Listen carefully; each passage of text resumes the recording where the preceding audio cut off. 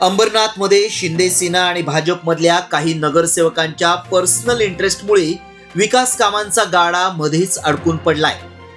दोन्ही गटातल्या नगरसेवकांच्या वादामुळे विशेष सर्वसाधारण सभेप्रमाणेच आजची सर्वसाधारण सभा ही तहकूब करण्यात आली आहे.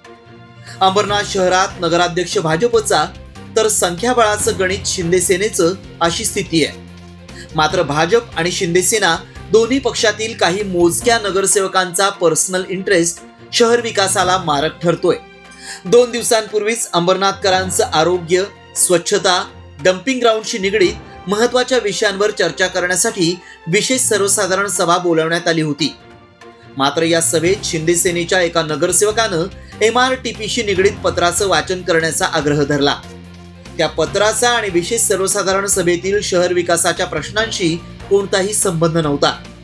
सभेतल्या विषयांवर चर्चा झाल्यानंतरही त्या पत्राचं वाचन होऊ शकलं असतं. मात्र संख्याबळाच्या जोरावर शिंदे सेनेनं पत्र वाचनाचा नसता आग्रह धरला आणि ही सभा कोणत्याही चर्चेविना तहकूब झाली. यावेळी आपला आवाज दाबला जात असल्याचा आरोपही शिंदे सेनेच्या नगरसेवकांनी केला. मात्र यापूर्वीही सभागृहातील माईकच्या बिघाडाचा मुद्दा उपस्थित झाला होता. त्यामुळे शहरातील अत्यंत महत्त्वाच्या विषयांवरील चर्चा सोडून नको त्या विषयांवर नगरसेवकांनी वाद घातल्यामुळं आरोग्य आणि स्वच्छतेशी निगडीत प्रश्न तसेच प्रलंबित राहिले.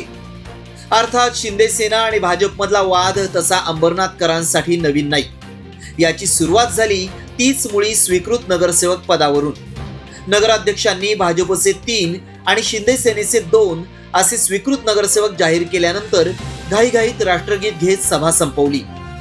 भाजपची ही नीतीच शिंदे सेनेच्या पचनी पडली नाही आणि त्यानंतर सभागृहात खऱ्या अर्थानं कुरघोडीचं राजकारण सुरू झालं.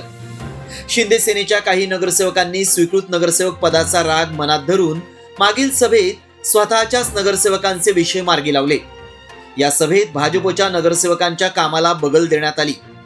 तसं पाहिलं तर ही कामं कुणाचीही वैयक्तिक नव्हती, तर ती शहर विकासाची आणि जनतेशी संबंधित होती. त्यावेळी शिंदे सेनेच्या नगरसेवकांनी संयमी भूमिका घेत शहराचा विकास डोळ्यासमोर ठेवून सर्वसमावेशक कामांना मंजुरी द्यायला हवी होती. मात्र तसं न झाल्यामुळं अंबरनाथकरांच्या पदरी निराशा झाली. हा वाद इथेच शमला नाही. पुन्हा एकदा विशेष सर्वसाधारण सभेत दोन्ही गटाच्या काही नगरसेवकांमध्ये वादाची ठिणगी पडली आणि शहरातल्या अत्यंत महत्त्वाच्या विषयांवर कोणतीही चर्चा न होता ते विषय बासनात गुंडाळले गेले.